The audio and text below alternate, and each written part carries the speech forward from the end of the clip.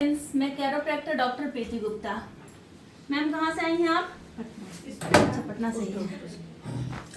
एकदम loose loose, बस रखिए लूज। 2-3 साल से ऐसे रखिए, दोनों हाथ बाहर निकालिए, बस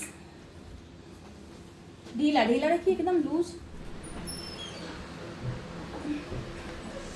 ढीला, बारिश हो रहा है, लूज रखिए, कोई दिक्कत नहीं होगा, एकदम लूज लूज।